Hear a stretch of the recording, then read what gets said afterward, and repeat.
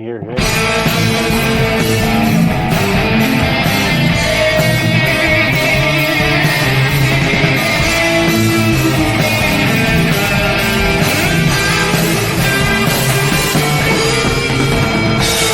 This is The Road Less Traveled with your hosts, Bryan Carman and Paul Ahnert.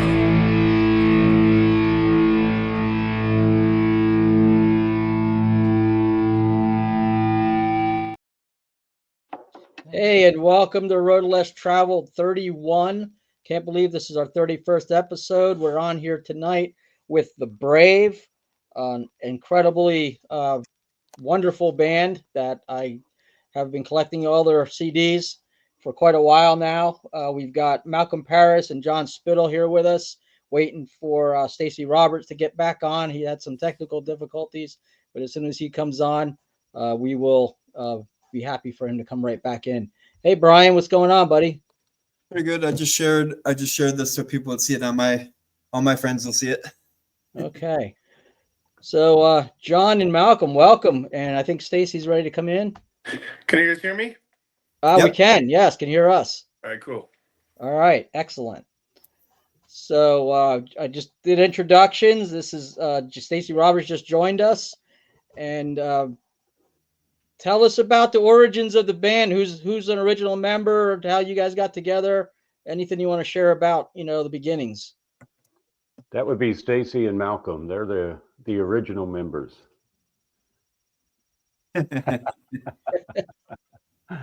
So whose brainchild was it? Was it a collaboration between the both of you, or did one of you have a dream and the other joined? How'd that come about? Well, Malcolm was a Christian when I met him, but I was a little bit later to the game. When we came to California from Texas, I had been wrestling with I had a lot of talent, but I knew I didn't really want to. I wanted to do something special, and I had seen Stryper, and that's all I needed to see. I was like, well, I'd rather do something good than, spend all this time writing songs and playing and have it really not mean a whole lot.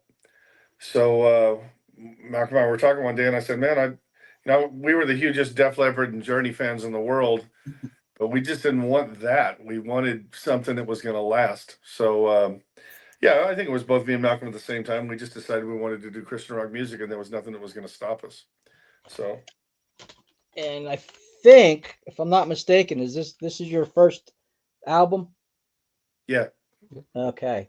Quite a bit of difference in how we all look today. A little bit. Back then. Yeah. That still look pretty cool, though. What's that? I thought that still looked pretty cool, though. I'm kidding. So this album here, I think this was the second Brave album I picked up, and I loved it just as much as the first one I'd listened to. So talk about the songwriting on this one and how you guys have evolved from that to this, because this is very different, but equally wonderful, equally awesome. So how did we get from here to here? Many years. Sorry, guys. I'm trying to get I have no sound through my system, so I'm having to go through my phone. And I Okay. have pneumonia, so I'm trying to Oh no. get enough air to talk here. You sound wonderful. I can take over. And you look great. Really, for me, there's no difference in the way that sounded, other than gear. Really, I mean, Johnny Dino had a real studio that we went into, and at the time, that's what a real studio was. But these days, it's not. These days, Malcolm, John, and I, we all three have really nice studios in our houses. But you don't have to spend $300,000 to get a TAC 2-inch tape and stuff like that. So we've all got the gear to from a sonic perspective to do the things the way we want. I think the reason to me it sounds still the same is I still write the same kind of songs, and I still play with the same kind of guys. I mean, I've been playing with these two forever. So The only thing I would say that's changed is our album covers have gotten way better. That is a very awesome cover. I'm going to show that again. Thank you. And real quick, where can we get these? And we'll probably do at the end of the show as well. If somebody wants to buy your music, where can they go? TheBraveMusic.com. So that's our website, TheBraveMusic.com. You can get anything that we have there. We don't have battle cries, so if you're looking for battle cries, the best of luck to you. And we don't have trust either. Those belong to Pachyderm, and we don't know, we don't know who has the rights to that anymore. But anything from Evie's Little Garden on, I have boxes right behind me that some of them are full. We sell a ton of Evie's Little Garden, and I know you do. so we run out of that all the time. Same is true with the other two albums, but we ship them all from here. So to me, the only thing that's changed, I mean, our heart's still the same. The message is still the same. I think we sound a little bit more like we did before we got a record deal, because Johnny Dino did rein in our sound quite a bit. But I think I'm having more fun with these two in the last three albums than I think I've ever had musically. I mean, it's been a lot of fun just building these songs with these two guys and seeing what they become.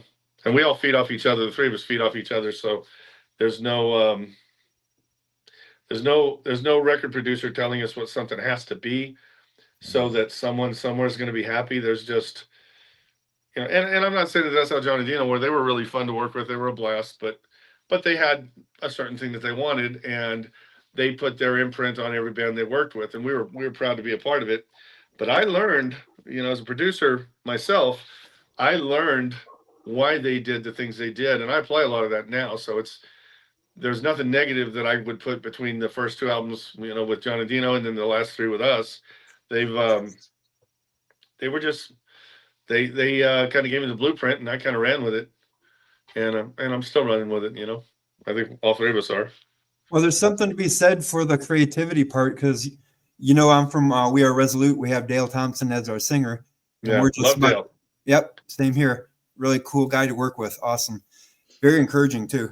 But that from the standpoint with Rox Records, for us, I was like to my drummer, I go, John, this is really cool because it's a distribution contract, and Bill doesn't put his nose into anything we do. And it's freeing, isn't it? Just to be able to be creative and do what you want to do. I think so. I mean, that's when we all became musicians. Yep. I mean, I know a ton of guitar players, but I play like I do. I've never tried to sound like anybody else, and I don't. Exactly.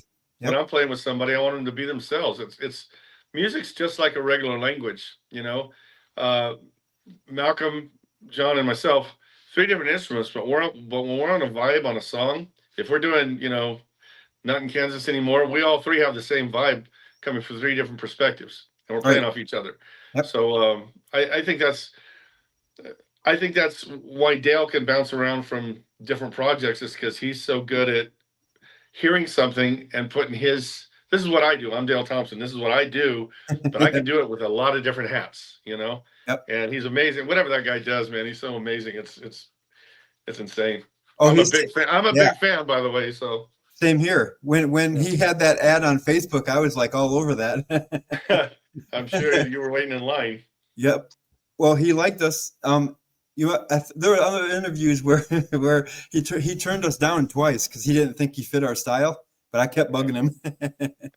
Yeah, but he does that. He does that in your best interest. Right. He wants to make sure that he's not imposing on somebody he's going to work with. He does that because he's just a cool guy. I mean, no, I know, but what he said in an interview? He goes, "That's the bad Dale. He's in a box somewhere." Because he realized how much it was fun for him to do our style. Because we are kind of like Bride a little bit, the older stuff, like Kinetic Faith and Snakes. Totally. Yeah. Yep. So Malcolm, how long have you been playing bass? Let's see. I think I picked it up around 16 years old. So 40, a long time, over 40 years. I like your math. Yeah, what happened was Stacy and I were in a band, and we were doing like a mix of our own songs and top 40 rock, and it was interesting because I was a drummer, and we had Oh. another guy who was also a drummer, so we were doing like the 38 special double drummer thing. Uh, One drummer on this side of the Oh, wow. stage and me on this side. Um, and what happened was the bass player, one night we were playing like a arcade, and I don't know, he was just bored to death, I guess. So he decided to lay on the floor and play bass on the floor. And we were like, dude. And so he just basically said, I don't want to do this anymore. So he left. And when it came time to trying to find a bass player, I had already played a little bit of guitar and piano. So I was like, well, I play bass, so how can it be, you know? So, so I sat, Or strings. I sat in, me and Sexy got holed up in my bedroom or his bedroom, and he just taught me stuff. And I just took off from there. I started listening to a lot of Journey, things that I already listening to, but listening to the best part, Journey, Loverboy, Styx, things like that. Started picking up the best parts. I had a really good ear for just picking stuff out. So I just took off from there. And it's funny because when you start learning an instrument, you just want to soak it all up, and play every day. And I think that's what happened. I just really just soaked it up, played as much as I can, and I improved really quickly. And so I think that's when it became my love. Even though I played other instruments, the bass was like, yeah, this is my thing. So Because you started focusing on it more. yeah. That's cool. One of the things I remember though is Malcolm makes it sound like that was really a process, but I mean he picked up a bass and 5 minutes later was the bass player. I mean, it wasn't he didn't have to work at it. It was something that was real natural to him. Nothing like that. It took a while, but I mean, I would say in a year's time, I was pretty much holding my own. In a week's time, he was band holding his stuff, own.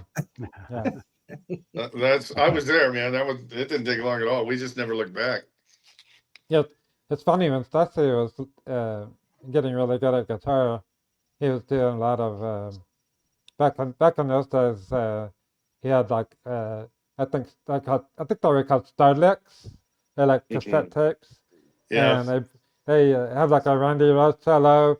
They play it fast, play it really slow, and they have like the tabs printed out for you, and you can learn things. Yeah. So he was really into Randy Rhoads at the time. Okay. Yes. From Ozzy Osbourne, and he would learn like I don't know, some lick from Diary of a Madman, and I would be asleep because we had to get up and go to school the next day, and I'd hear this knocking on my bedroom window, bah, bah, bah, bah. And I wake up and there's like big spaces in my window, and and so I'm like, Dad, what's up? He goes, dude, I gotta show you this. Can I come in? They played me this Randy Rhoads trick that he learned. Awesome. Can I go to bed now? No, That happened no, a but lot. that's how we were, man. We just ate, slept, and breathed, music when we were in high school. People thought we were so weird, because we kind of stuck to our own self. We could go, like a lot of kids would get in their cars and cruise to drag. Me and Ceci would walk around town, I don't know, and people would come up to us and go, do you guys need a ride? No, we're walking. Why? They didn't get us, so. But man, it paid off though, because as much as we played, in our infancy, it really paid off. Yeah. Well, we were students of music. I mean, when we did, he makes it sound like we never drove around, but that's not true. But I was from California, so when I met Malcolm, I said, "Hey man, let's go pull a California." He goes, "What's that?" And I go, "Walk." So we'd go walking around the neighborhood at night.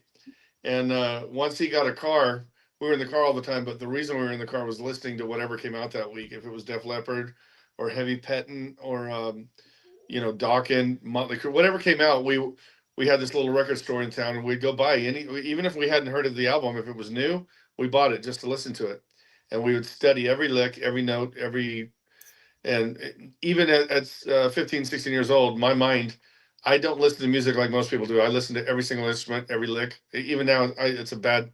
I don't know why it's like that, but I can't normally enjoy a song like most people can, because my mind is, okay, what's the bass doing? And I listen to the bass through the whole song. I know exactly what they're doing, and that's how I learned to arrange. I think was just being able to hear those different instruments. I could pick out if they're playing a piccolo on a song, I could pick it out. So it was just the greatest learning time. We just sat there and we'd park the car. We'd just sit there and watch cars go by, and both of us are just analyzing how a song was put together. So I think by the time we got to Pachyderm, we already knew how that craft worked. So, John, you've come in. You've got these two guys that have been together since what, teenage years, basically. Yeah. And then you come into the mix and create incredible music together. How was that coming in? What was the dynamic of that? You coming in and joining into this almost I don't want to use the word marriage, but like this incredible, cohesive relationship that's been going on. Well, actually, when I came in, Malcolm had just left the band. Nothing bad, just he was getting married. Is that right, Malcolm? Or moving on with his life, trying to do something different. But he was still playing bass, and I actually subbed in for a drummer in a band he was in, and that's where I first met Malcolm. And then Malcolm said, "Hey, you'd be great for my friend's band here, a band I used to be in called The Brave." So he introduced me to the guys, and I started playing with The Brave. So it wasn't until Evie's Little Garden that Malcolm and I started playing together again. So, but he introduced me around the Trust era. When they were doing the Trust thing, that's when I came in. And and then I did that until I moved to Nashville, and we kind of all went our separate ways at that point. And then Stacy was starting to put together new music again. Sorry. And we started doing Evie's Little Garden. That's when Malcolm came back in. But we've all kind of kept in touch over the years. Yeah. So that was a different time. That was when Fred and Randy, Stacy's brother, was still alive. He was singing. He moved from drums to vocals, and that's when I came in at that point. So. And I don't think you've ever seen two people become such tight friends like John and Randy did, though. I mean, they were buddies from the word go, man. All the way up until the end, when Randy passed away, they were always friends. They got along like two peas in a pod. It's kind of annoying because I was still alone. I miss that dude, man. Yeah, we all do. Yep. Yeah. So, John, you're in Nashville. You're not too far from me. You're about a couple hours, 2.5 hours away from me. In Knoxville. Where you at? I'm in Knoxville. Okay. Yeah. Okay, great. So, you also are playing with some others, besides the Brave. You want to talk about that for a second? Sure. My day gig, I guess, for 16, 17 years now has been playing drums for Trace Atkins. And that's, I tour and record with him. And then I got my drum studio at home, and I get hired by producers to do drum tracks for other people as well. So I stay pretty busy with all that, but the Brave is kind of my outlet. We get to create and have some fun, kind of bring me back to the day kind of thing, It was fun. He's kind of like the mafia. He gets paid to beat on things all day.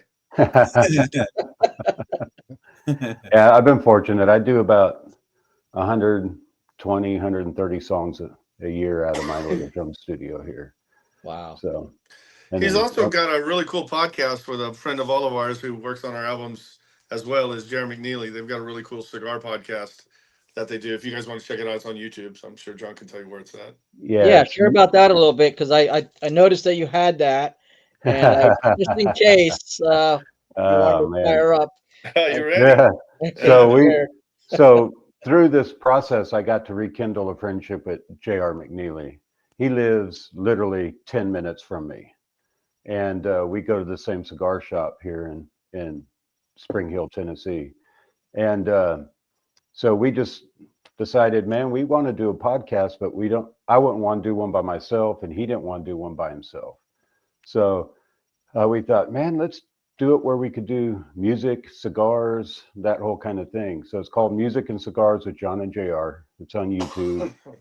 We got a Facebook page, all that stuff. And we interview songwriters. There's a bunch of talented guys that come in and out of this area.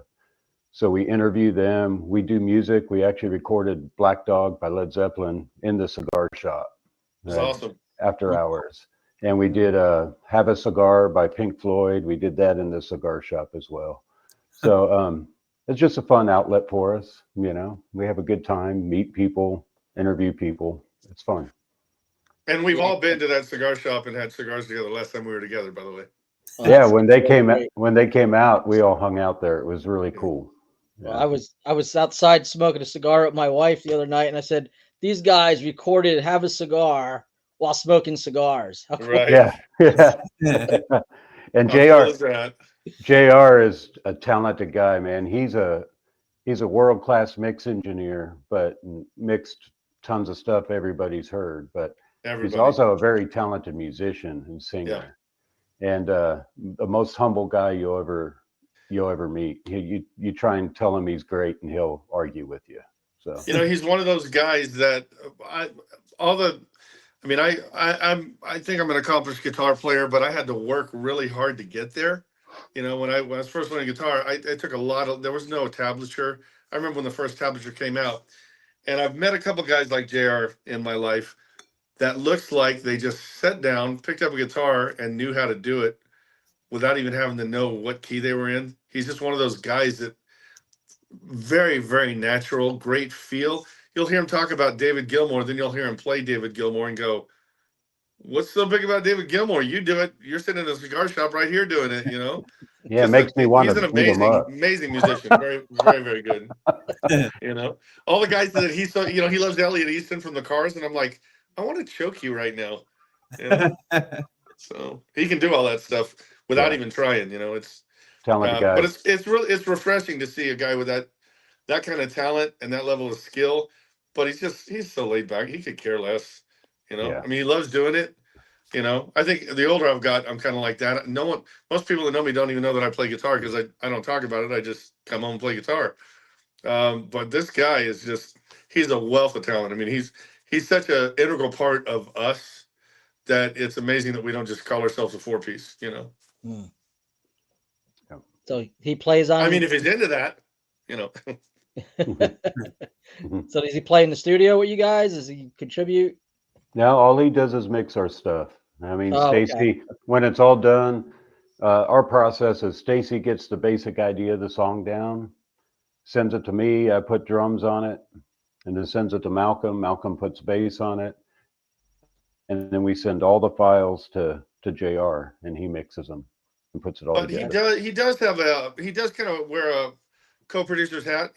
When we first started doing it with him, the first thing that I personally said to him was, JR, if you hear anything you want to play it. Because that's the kind of respect all of us have for each other. It wouldn't bother me if he ever said, "Hey, can I take the solo on this song?" I'd go, "Knock yourself out." I wouldn't care. Right. And it'd be every bit as good as anything I did or better. So, Stacy, are you the main songwriter, or is it a collab, or how's that work? What's your process? Well, I'm the only songwriter, so I'm going to probably say yes. That's just like me. Yeah, he's a great songwriter. Thank you, buddy. And what's cool, I what's am cool a about it, songwriter, but I will say that we all talk about the type of songs we want to do, Right. and sometimes John will throw out an idea or Malcolm will throw out an idea, and I'll just build something around it right away. So most people don't know I prefer being a co-writer, but I never have people that are around, or with. I mean, I live in California, John's in Nashville, and Malcolm's in Indiana, Okay. so we're not in the same room much, even though we talk. I don't know, 5-10 times a week. We're always cracking jokes and making each other laugh, and as we call it, fellowship. Yep. But if we were ever in the same town, which I forecast will happen, songwriting will change. It would change into what Fax was. Before we were the Brave, we were called Fax.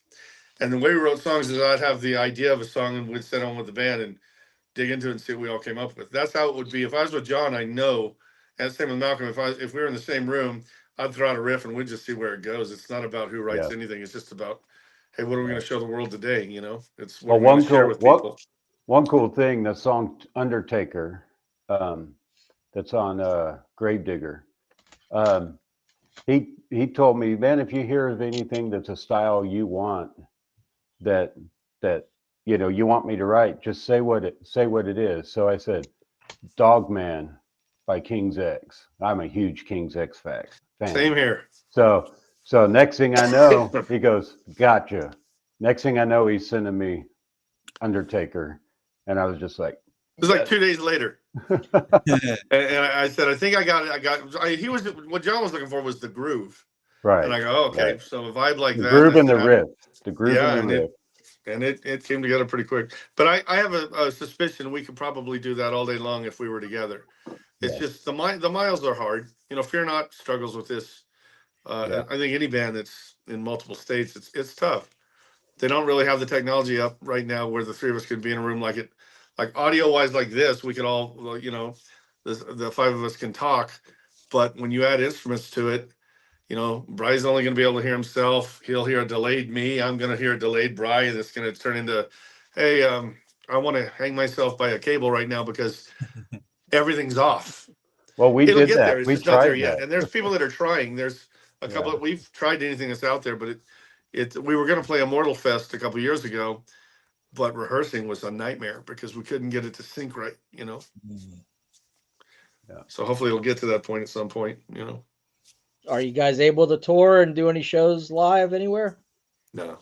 It's kinda the tough. logistics are too hard. It's kind of tough with my schedule too, because I tour with Trace. We used to do 100 and some shows a year, but now we're down to about 50 or 60. But it's hard to count on, commit to something knowing that I might get a show pop in. And that, since that's my main livelihood, that's what we have to stick to. Right. I gave them an option to use somebody else, but they won't do it. And we totally support that too. I mean, we're fans of John and we're fans of Trace. I mean, I remember when Trace was first coming out and John and I were playing together, and I was going, dude, there's this new singer. I just love him, man. His name's Trace Atkins.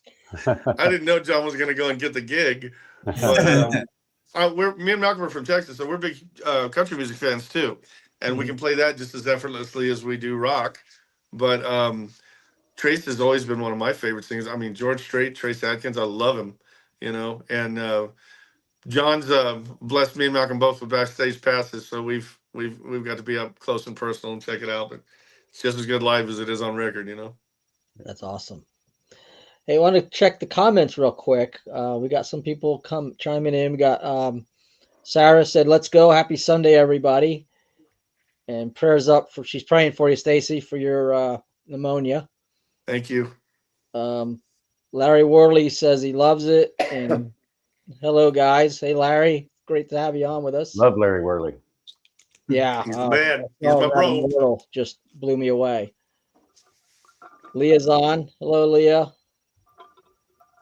And Lewis says amen to when we were sharing, and Sarah mentioned, yes, I think I do have all the CDs. I think I do. I'll make sure. If I don't, I'll be buying another one. But so this is really exciting for us to have you guys on because, you know, I've been listening to your music for a number of years now. And this podcast just kind of fell in our laps, and it wasn't really something we were planning, and we really weren't planning on having guests on. Nope. And so to be able to talk to guys that are creating the stuff that I love to listen to is just phenomenal. And what I love, you know, beyond the music is the spiritual aspect of it. Mhm. So talk about that a little bit. Talk about, I guess, Stacy, you're the main songwriter. So talk about the spiritual aspect of what goes into that, and then the other, you know, Malcolm and John kind of jump in there and talk about your part in how you express your faith through the music and interact with fans when you get the opportunity. Well, the first thing I tell you is every one of those. I mean, we've been kind of blessed in the fact that our songs come relatively quick, but they come quick because if you're listening to what God's trying to share with you, I think Worley goes through this too. Is when it's there, it's there. If you Yes. sit down, and Larry and I have talked, and I tell him that I feel like if I don't sit down and just open myself up, almost like a conduit, whatever song that was going to hit me is going to go down the street to the next guy who's tuning into God, and he's going to get it. So whenever I sit down to write, there's no I'm going to come up with a song. If it's either there or it's not, but more often than not, when I sit down, it happens really fast. And these song titles and the things that they're about, I never sit down with an idea of what it's going to be about. Case in point was what John was talking about with Undertaker. We were looking for a riff, and he gave me a style. I sat down and I listened to Dogman for about 30 seconds, and I go, yeah, I know where we're going with this, and I just started playing. And the first thing that came out was exactly what you're going to be playing on Undertaker. So I started singing. I immediately had this idea about this caretaker or this Undertaker that wonders what happens to the bodies while he's working on them, and every one of the bodies he gets, he's praying that they made it to heaven. He says it says in the lyric that I hope that this person's now in paradise, and it takes a couple of different scenarios of types of people come from all walks of life, but we all end up in the same place, man. We all end up in the same place, and hopefully everyone had a chance to come to terms with their God in their lifespan, which was predetermined from the word go. So these songs, as they come, they're a little bit magical in that they're going to be songs like Rise Again. Rise Again's a song from years ago, but I kind of had to bring it back up. I remember the original idea of a Roman soldier, looking up at this guy. Who's this guy who says he died for me? Who's this man who says he bore my sins? Soldier looking up at Christ on the cross going, what did this guy do wrong? But he was a Roman soldier. He had to play the part. He had to play his part in the role of crucifying this guy. But he's sitting there going, well, what happened? How did this even happen? The reason I bring that up is because on Easter Sunday, we have the number one song in the country with Rise Again. And that's a pretty cool thing because spiritually, you don't know why you write the song. You don't know why this song's about an Undertaker who drives a drop top Cadillac. You don't know. You write it. And at some point, you're talking to somebody about it, and it's part of your ministry. And that goes for Malcolm and John and me. We've used every song in our getting quite to be fairly big catalog. I mean, we've got 50 plus songs, each one with a different subject to talk about. And if you think that you're not sitting somewhere, the Bible says that God draws all men to him unto himself by his Spirit. That's how you minister, is you birth these things. I'm not thinking about ministering when I'm playing the solo. I'm not thinking about ministering when I'm listening to John's drums that he sent me. I'm thinking about, I can't wait to see what this is going to become, because when it's done, it's way more than just a recipe on a menu that someone goes, oh, I think I'll take that song, or pressing it on a jukebox. It's speaking to people's spirits. It's talking to their lives. It's letting them have something to meditate on. I mean, I've had so many questions about so many of our songs. Hey, what were you thinking when you wrote this? Well, I'm not thinking anything. I'm just opening myself up and let God lay it on me, And I think one thing you're guaranteed with, if I write a song, is I'm looking for something that's gonna move somebody in their spirit or their life somehow. I know that just like when they built, the Ark of the Covenant, God always brought the skilled players. He didn't bring the ones that, well, if you can basically do this, that'll work. No, he brings. That's why I can't just play with anybody. I don't want someone who can basically paint my house. I want Michelangelo, right? That's just how I am. Mm. Fortunately, I'm blessed with Picasso and, another Picasso right next to him, that the three of us, when we put something together, we don't know where it's going to go. We don't know who it's going to touch, but we get letters all the time. We get emails all the time from people.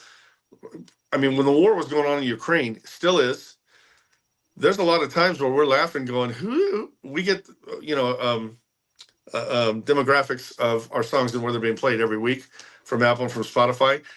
We're blown up in Japan and we're going, who's listening to us in Ukraine? Something we wrote, something we played together, something that we recorded and put out into the universe is ministering to somebody in Ukraine. I mean, how Yep. cool is that? Very That- cool. That's awesome, man. I mean, these songs take on a life of their own. I mean, it's the same with Fear Not. It's the same with Bride. It's the same with Striper. We put these things together. We pray over them. We send them out into the world. And they're basically like little musical disciples. They Yep. go and do the work they're supposed to do. It's why we got the songs in the first place. Yeah. That's my perspective. I'll hand it over to the guys. So Man, for me, it's great. Like when Stacy sends me the songs, my first thought is to think about the drum part, right?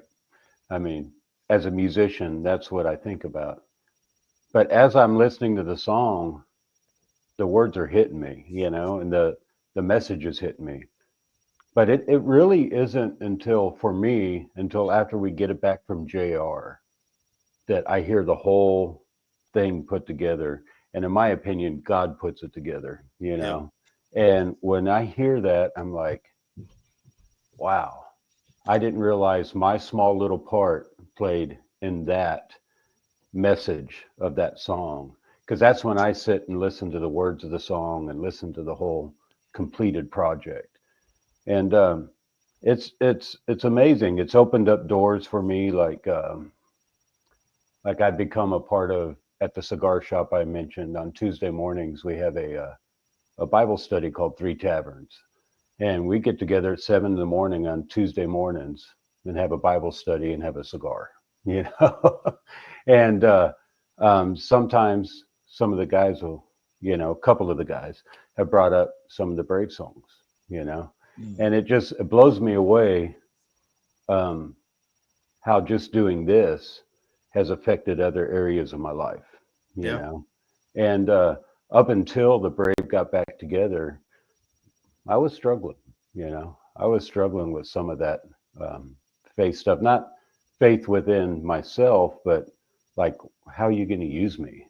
How are you going to use me to give your word?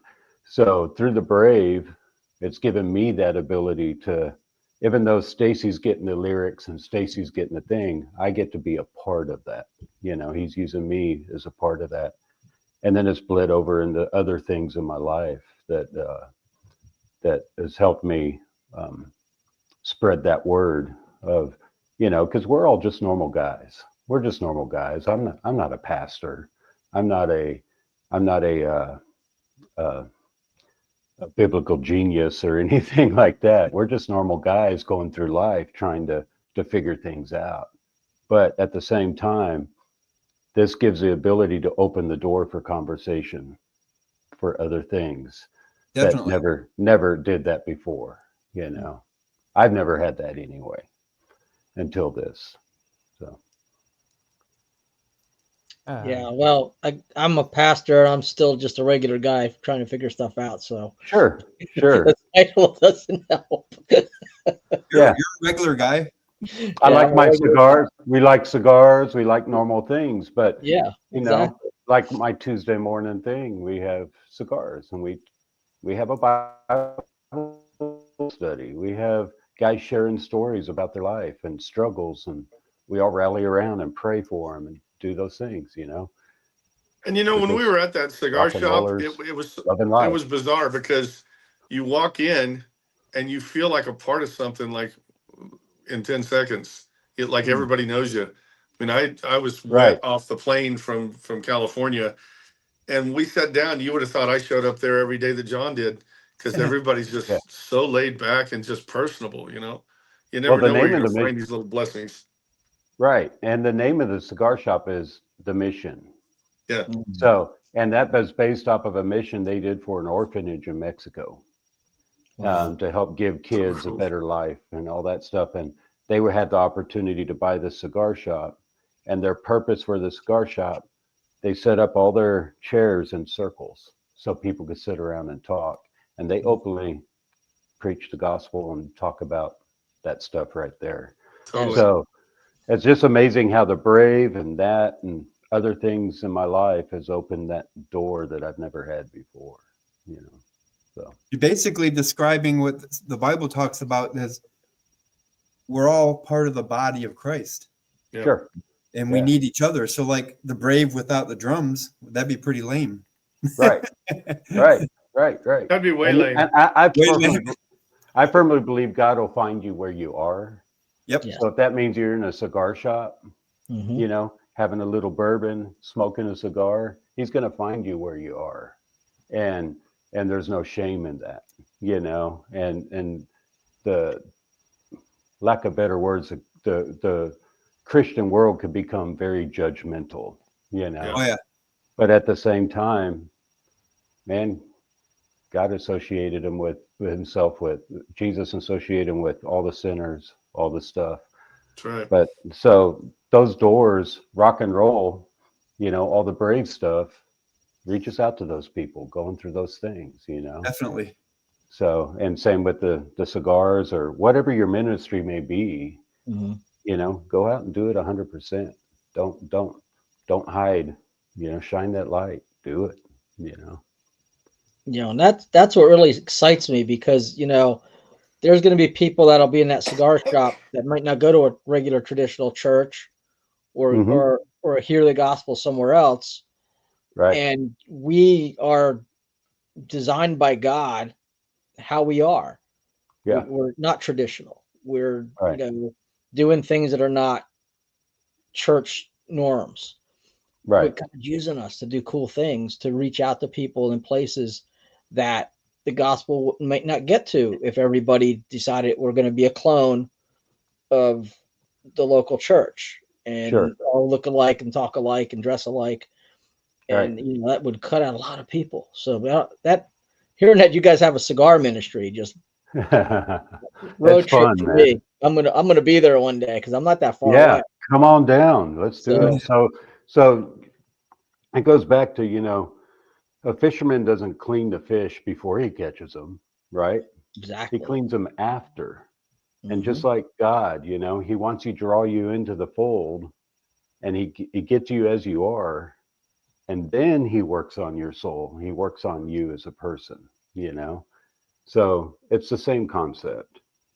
And I think that's the true with people that's never heard the Brave, that maybe likes rock music, that never heard Christian music, you know, but they Mhm. hear it, and then all of a sudden that message starts sinking in. You know, what's different about this? You Yeah, Yeah, exactly. I worked in a restaurant and I gave one of our CDs to one of the bartenders, know? and she's like, Christian rock. I'm like, yeah, check it out. So a couple of days later, she came back and looked at me and goes, hey. And I said, yeah. And she goes, I listened to your stuff. And then she paused. And then she goes, you guys are good. I'm like, oh, good. But you never Yeah, know. Like 2 years down the road, she might go through some hardship and listen to our music. And then yeah, that's when God hits her. And so that's the speaking of hopes. your music, yeah, that's what we do it for. Sure, sure. Yeah, man. So it's all about. Yeah. So Malcolm, I didn't get to hear from you and you know how the music and spirituality kind of combine for you and how that all works together. For me, it's always been lifting up our albums in my prayer time. Like when we start working on an album, I have three specific requests, and that's one is that God would bless the album, bless our efforts. Two, that He would anoint the album, He would anoint the music, anoint the songwriting, and also third thing is that um, that the album wouldn't go out void. You know, it would reach people, and I always pray that if one life is changed by this album, then it made it all worth it. So, so that's kind of how I go into it. And Stacy will send us a demo, and a lot of times it's not too far off from what you're really going to get. You know, it's pretty close. But one time he had this song on Gravedigger called Afterlife, and it's kind of a ballad. And at the time, my wife and I were going through the loss of a dear friend. Her name was Robin, from cancer, and the song Afterlife basically talks about what it's like to die and go into eternity. So when I first heard the demo, it just brought me to tears, and It's an amazing song. it's just like when you're moved by a song, it's not even completed. It's just demo. When you're moved to tears by a song like that, that's saying something. Yeah, for sure. It's just not. It's just not. It's just not a song that someone spits out. It's got God on it. So it's a very heavy spiritual thing for me making these albums. And when on the bass thing, God anointed me with the gift to play the bass along with the other guys and their gifts. And so that's kind of how you look at it. And what I do is just kind of just play what comes natural. And sometimes I'll play just through the song and I play it back. And it doesn't even sound like what I played. It's like, that's bizarre. It sounds kind of different than what I thought I was playing. And I mean, it sounds better. That's good. So Well, can I interject here a little quick too? Malcolm has a hearing impairment.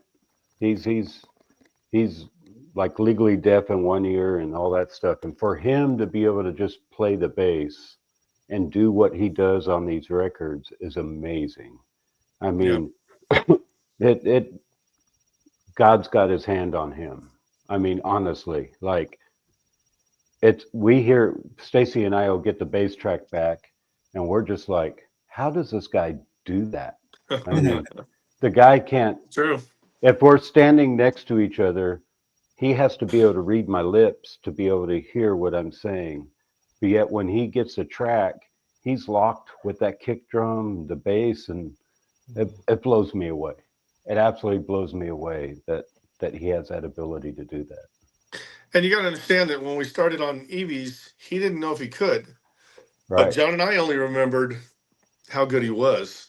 Yes. And we hadn't played with him in years, but we were like, there's really no other choice. I mean, it's got to be He's a Malcolm. guy. Yeah, he's a guy. And he the first one he ever sent back to me was Love Automatic. And I just started laughing. I mean, I cried too, because I mean, we're the oldest friends. I've known him longer than I've known anybody. And I told him, I said, let's do this. And I started just bombarding him with tracks. And we never talk about it. Me and John just keep going. I mean, we song after song after song. I did want to bring something up.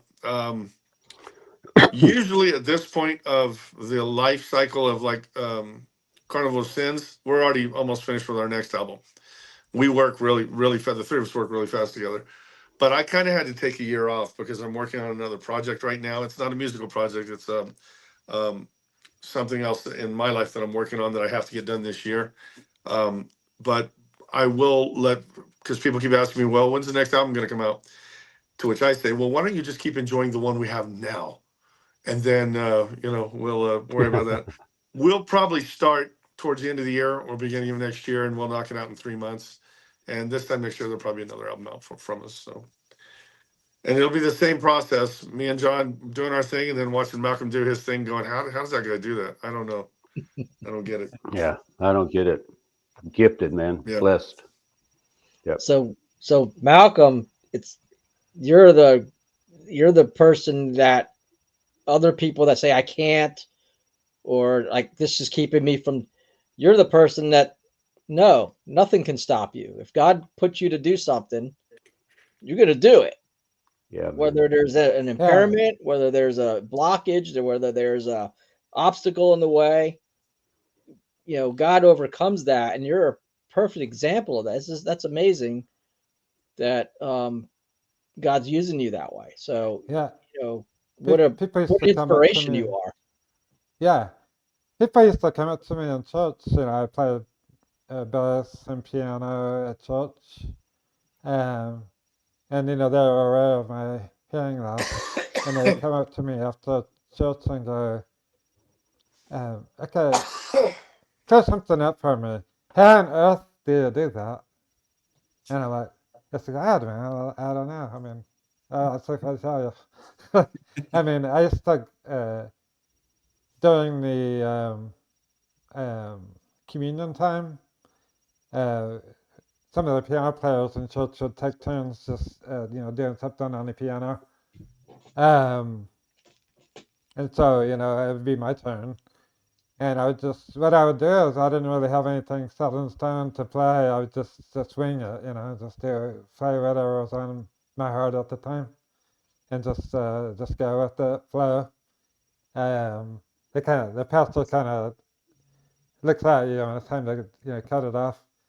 So, and so that's what I used to do. And then people would come up afterwards and go, "My Lord, what song was that?" And I'm like, "I just made it up." I don't know. And they're like, "Okay, so you can't hear, but you kill on the bass.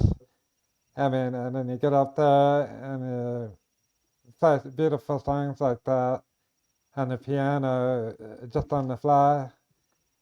Come on, man, no, something's not right here." I'm like, I can't explain it. Well, one of the things Yeah. about growing up with Malcolm is we discovered all this together at the same time. I was a drummer. I didn't play guitar, but I picked up a guitar. Everybody's a Malcolm, drummer. yeah, Guys yeah, love I was a drummer. drummer. We all started as drummers. Malcolm was a drummer. John's the only one that stayed the chorus. But that's because out of the three of us, if you would have heard all three of us, you would have looked at John and go, "I think this is your drummer." But Malcolm was before his hearing started going bad. Now I know why his hearing went bad. It wasn't a curse. Wasn't anything. I used to go to his house, knock on the door. He couldn't hear me, so I just walk in and I'd go into his bedroom. He's got headphones on next to an 18-inch sub on one side and a Fender Twin on the other, blasting Iron Maiden on full blast, and he's asleep. So this is not something that happened to him. This is something that he parentally had just set up a perfect recipe for disaster. And then one day he goes, "Man, it's getting kind of hard to hear out of his ear." And I go, "Maybe take those headphones off and turn off the sub and just listen at speaking level." But I mean, it is what it is. But the one thing I want to tell you guys, and most people don't know this because I play piano on all of the Brave stuff. Malcolm was such a naturally, John, I don't know if you ever heard him, but man, what a piano player. Yeah. He never took a lesson in his life. Neither did I. We didn't take lessons on anything. We just sat down and learned how to play and we figured it out. But what an anointing. When Malcolm would sit and play piano, it was praise and worship. I mean, there was no other way I could explain it, but it was like having, Elton John sitting there soothing you after a bad day. It's like, how does this guy, it just channeled through him. I mean, I guess that's the only thing I can say. It was beautiful. Well, when I miss those days because he was so good at it, yeah, when I mentioned that I subbed in for their drummer, and the first thing I noticed when I came in and played the Palomino Club way back in the day, but Malcolm, he had this long blonde hair, and Mullet. he did not look like the typical country bass player, And I had this long hair down to my waist, and we showed up, and It looked man, like he Waylon laid Jennings and down Tom the Petty. groove. Yeah, and he laid down the groove, and man, I'm thankful that I got to play with him back when he had all his facilities, but I could say that now when we get these bass tracks back, I wouldn't know any different. Yeah. I wouldn't know any different. It's just amazing. So Thank you, man. Yeah, I just want to Oh, go ahead. I'm sorry, Malcolm. Go ahead. I just wanted to say, when I first played with John, um, I mean, there was no rehearsal or anything before that. He just showed up at the club with his drums. And like he said, he had really long hair down to his back. And I was very particular about drummers, in a country band. You got someone who can really lock in and be tight, or else it's going to be not a very fun night. So John walks in with this long hair down to his back. I'm thinking, oh, great. We got a metal drummer playing with us tonight. That'll be fun. And I'm telling you what, man, I had chill bumps all night long because John was just blowing me away, man. I mean, it's like, all I said was just follow my facial cues and stuff, and we'll just wing it. And man, he was right there. And I knew at that moment it was love at first sight. Well, it's funny when John came in is because we had a couple drummers, in California, it was kind of easy. When we lost James, there were a ton of guys that lined up that wanted to sing for us, but wasn't John and Dino's decision. It was mine. They may have thought it was theirs, but I'm like, if I don't like the singer, he ain't singing for us, or I'll just walk away from the band. And even at the time, I was the guy that wrote all the songs. However, I mean, we had a great relationship with John and Dino. We trusted them and whatnot. I always knew Randy was the singer. I said it from the word go. For a year, I told him. And then we started going and doing all these gigs where we didn't have a drummer. Well, when they finally let Randy sing, it was after Michael Sweet had told him, Tony Palacios had told him, Jamie Rowe, everyone that heard Randy was like, what are you looking for a singer for? This guy's great. Well, we all sang. I was a singer too, but I wasn't going to get behind the glass with John Elefante. No way. Freddie sang. I mean, Malcolm sang. We all sang. So we were a vocal group. And I don't mean guys who could sing harmonies. We all could sing lead vocals if we wanted to, but James was the best. And that's why James was our singer. Yeah. But when he left, Randy's the guy we wanted. But when John came along, and I don't think we've ever talked about this, but the first album was very vanilla. It was very calculated. It was what it was supposed to be. It was a really good pop rock album. And I don't mean vanilla in a bad way. I just mean you knew what you were getting after the first two songs, right? We go out on the road, and when we come back, Jackal and Trickster had been replaced by Depression and Corduroy, and grunge had set in. Mm-hmm. So we didn't come back to the same musical world that we left when we went out on the road. Come back 3 months later, things had shifted, and we decided we wanted to go a little tougher. Since we had lost our singer, we weren't going to go for the Scorpions kind of Foreigner type thing we were doing. We had seen Guardian do it with Miracle Mile. They kind of loosened up, and I mean, Tony was wailing, Jamie was singing his face off. So we and I had lunch with Tony. I told him, I go, how do we do this, Tony? I want the band to kind of follow the direction you guys are going. We want we're a bluesy type band that's everywhere from Queensryche to Journey to Gary Moore, So we wanted that Lynch Mobby kind of thing going on before Lynch Mob had even come out. And so we changed our style, and a guy named Jamie Wallem comes in and plays drums on our second record. What that did for us was eliminate 90% of the people that wanted to be our drummer. Because if you were playing Battle Cries and you need to do straight four, no problem. We can find a lot of guys like that. But then Jamie Wallem set in, and he was a master. He was a total stud. He now plays for Tears for Fears. And so we didn't think we could just find any drummer, right? And then here comes John. Carbon copy. I mean, I don't even know how we found this guy. He comes and sits down, and I think one of the first songs we jammed on was Rage of the Age. So it's like a little bit of odd time signatures, which I always love that kind of stuff. But John there was no discussing it. He just sat down and played whatever was on Trust. He just nailed. And it was like, how did we get this lucky? But it wasn't lucky. It was divine intervention. I mean, we knew, I had a couple singers leave at different times, and I would hear these things of, well, what are you going to do without that singer? I go, it's not about the singer. God will replace the singer. That's who rose you up in the first place. You just weren't smart enough to take the call, so that's fine. God bless you. Go do whatever you're going to do, but God will replace you. And he replaced James with Randy. Didn't replace James by any stretch. He just brought the right guy for the ministry at the time. James was his own guy, and he was a phenomenal singer, and I still loved John. We talked to James about 7 or 8 months ago, and we talked about this song, Just a Man.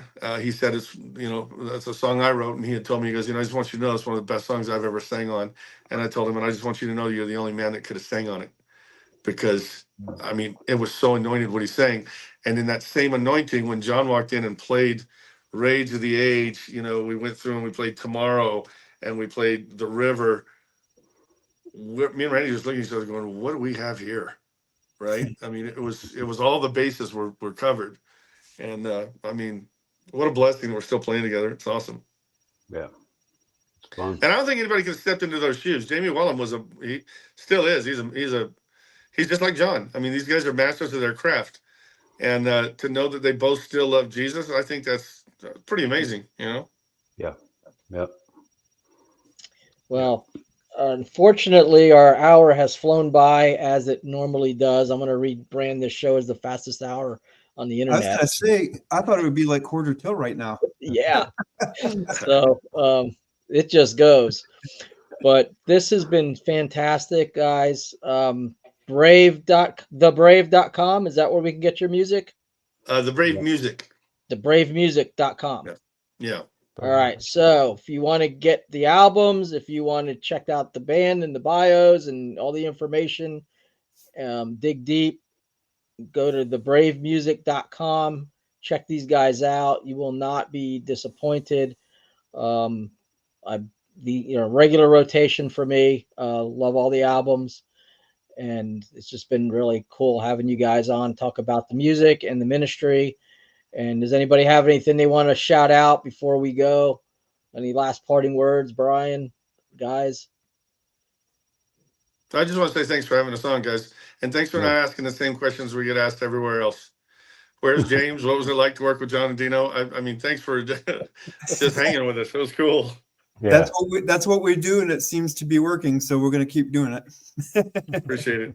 Yeah, we had you guys on because we wanted to hear about you guys and Yeah. get to know y'all. So that's the main thing is promoting music, good music, and the guys who make it. And so Amen to that. hope it was enjoyable for you as much as it was Blast. for us. It was great. So yeah, that's it. I usually watch these shows over and over again to see how we're doing and maybe get ideas and stuff. But I'm going to watch this one and just watch myself enjoying the stories. Yeah, this was great. You guys carried the show tonight for us. We didn't really have to do much of anything. Big time. Thank you, guys. All right. Well, have a great week, everybody, and hope to see you again next week. We're going to have a special earlier edition with Dale Thompson at 2 p.m. Eastern time next Sunday. So May the God 4th be with bless. you. Yeah, on May 4th. God Nailed bless it. everybody. Thanks, man. God bless you guys.